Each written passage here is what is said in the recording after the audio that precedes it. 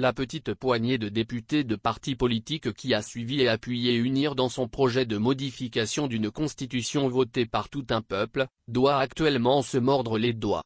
À voir toute l'énergie déployée par ces jeunes politiciens dans la défense de cette constitution controversée, on ne pouvait que comprendre qu'un retour d'ascenseur était attendu de la part du régime au pouvoir.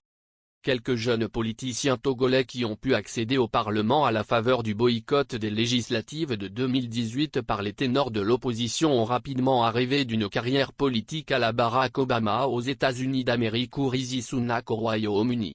Ceux-ci se voyaient déjà en haut de l'affiche, en 10 fois plus gros que n'importe qui pour paraphraser le célèbre artiste français Charles Aznavour. Ainsi, après avoir passé toute leur législature à seulement accompagner le parti au pouvoir dans l'exercice des prérogatives dévolues aux députés, ces jeunes politiciens ont cru devoir accomplir un dernier acte du scénario bien orchestré par le régime UNIR. Ce dernier chapitre était d'ailleurs le plus important du théâtre puisqu'il s'agissait de coudre une constitution à la juste mesure et taille de Fornia Sibé. Cette mission a été excellemment menée et accomplie par ces néopoliticiens qui n'ont pas manqué de sillonner les médias pour défendre cette constitution dénoncée par l'opposition tout entière, les organisations de la société civile et de nombreux juristes.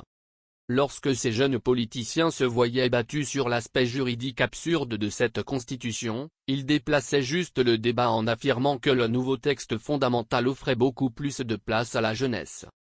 Et par cet argument, ils envoyaient tacitement un message au régime UNIR de se rappeler d'eux, étant les jeunes politiciens, au moment du partage du gâteau.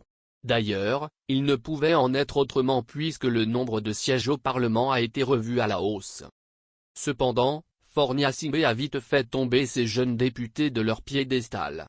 Le gâteau parlementaire a été totalement englouti par UNIR à la surprise générale. L'énorme déception encaissée a entraîné le départ anticipé de la scène politique de quelques-uns. Toutefois, il restait le gâteau ministériel qui donnait encore un peu d'espoir à certains de ces jeunes politiciens, soutiens d'hier du coup d'État constitutionnel. Mais même de ce côté, l'espoir a été éteint par une grosse douche froide.